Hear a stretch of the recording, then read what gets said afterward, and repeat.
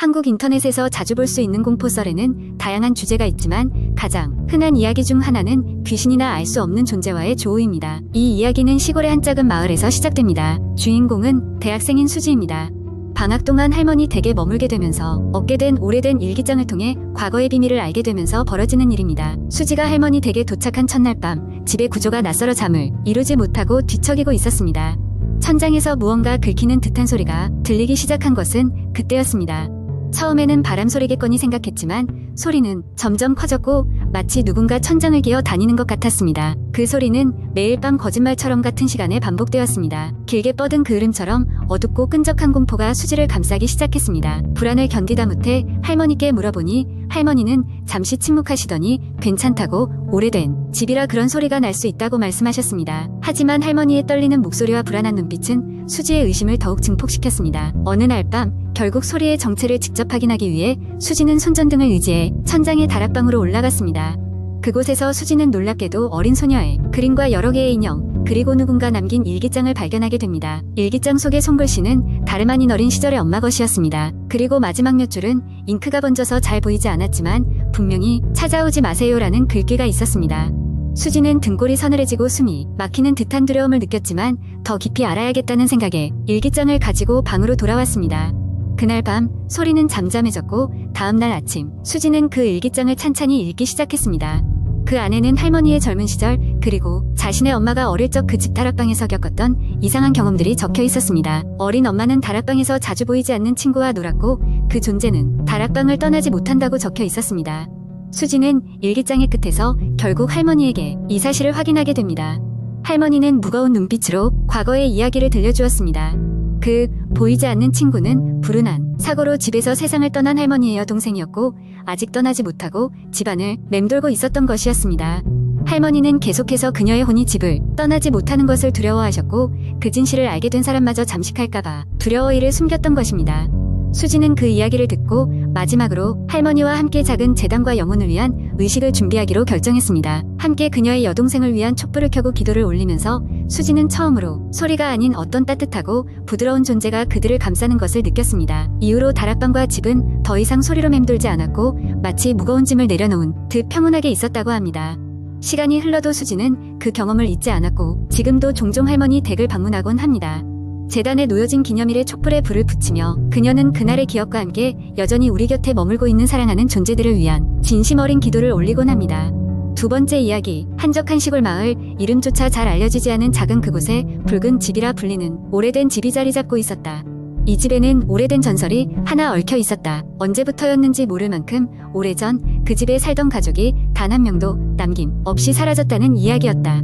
그 사건이 있은 후부터 집은 버려졌고 사람들은 집을 붉은 집이라고 부르기를 시작했다. 그 이유는 알 수 없었지만 마을 사람들은 어두운 기운이 드리워진 듯한 느낌을 받았고 붉은 집은 곡공포의 상징이 되었다. 이야기는 여름날 한 무리의 대학생들이 그 붉은 집을 찾으면서 시작된다. 오랜만에 시골로 여행을 온 그들은 흥미로운 이야깃거리가 필요했다. 그중 한 명이 붉은 집에 대한 이야기를 들었고 모두 호기심과 약간의 두려움을 안고 그곳을 탐험하기로 결정했다. 해가 서서히 저물 무렵 그들은 붉은 집에 도착했다. 이웃집 아주머니가 고개를 절레절레 흔들며 경고했지만 젊은 혈기 앞에서 노파심에 불과했다. 그들은 집 안으로 들어갔다. 문은 녹슨 경첩에 의해 삐걱이는 소리를 내며 간신히 열렸다. 집 안은 생각보다 훨씬 어두웠고 불쾌한 곰팡이 냄새가 코를 찔렀다. 곳곳에는 오래된 가구들이 먼지를 덮은 채 방치되어 있었고 벽에는 알 수 없는 문자들이 희미하게 새겨져 있었다. 그러나 이상한 것은 그 문자들 아래에는 벽지가 불그스름하게 물들어 있었던 점이었다. 그들은 우스갯소리로 붉은 집 답례하며 움직이기 시작했다. 거실을 지나 주방으로 향한 그들은 어지럽혀진 식탁과 부서진 식기들 그리고 오래된 종이 조각들을 발견하였다. 종이에는 그 집에 살았던 가족의 일기가 적혀 있었고 뒤로 갈수록 점점 이성적이지 않은 내용들이 나타났다. 망상과 두려움을 무찌르겠다는 문장들 사이로 그들이 오고 있다는 문구가 반복되어 있었다. 무슨 글인지 알 수 없었기에 그저 장난 같은 것이라고 웃어 넘기면서도 그곳을 빨리 떠나야겠다는 불안감이 조금씩 그들 마음을 잠식하기 시작했다. 그런데 그때였다. 갑자기 집 전체에 찬바람이 불었고 조용했던 공간이 술렁이기 시작했다. 문이 저절로 닫히고 창문에서 바람이 불며 커튼이 춤을 추듯 흔들렸다. 평온했던 여름밤의 고요는 신경을 곤두서게 하는 불협화음으로 바뀌었다. 마치 그 집 자체가 숨을 쉬며 살아 움직이는 듯한 감각에 그들은 공포에 사로잡혀 있었다. 그중 한 명이 불안한 표정으로 말했다.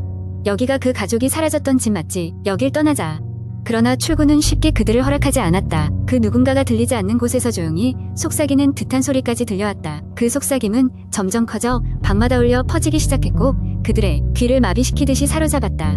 고개를 돌린 순간 그들은 자신들이 아까 지나쳤던 벽지의 붉은 얼룩이 더욱 선명해지고 있다는 것을 깨달았다. 그것은 마치 집이 경고라도 하듯 서서히 형체를 갖추고 있었다. 결국 그들은 최후의 수단으로 휴대폰 플래시를 켜고 뛰기 시작했다. 집안의 복잡한 구조와 자신들이 다시 길을 잃게 할지도 모른다는 두려움 속에 필사적으로 출구를 찾아 나섰다.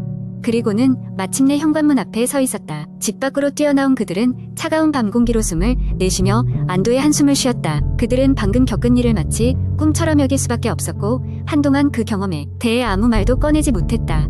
그날 이후 붉은 집은 더욱 폐허가 되어갔고 그 일행은 다시는 그 집을 언급하지 않았다.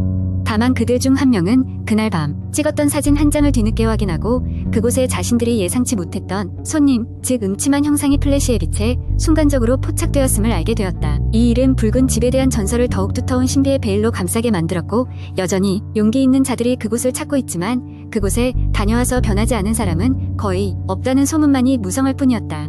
세 번째 이야기. 그해 여름 나는 대학교 친구들과 함께 주말을 맞아 강원도 깊은 산속에 있는 작은 펜션으로 여행을 가기로 했다.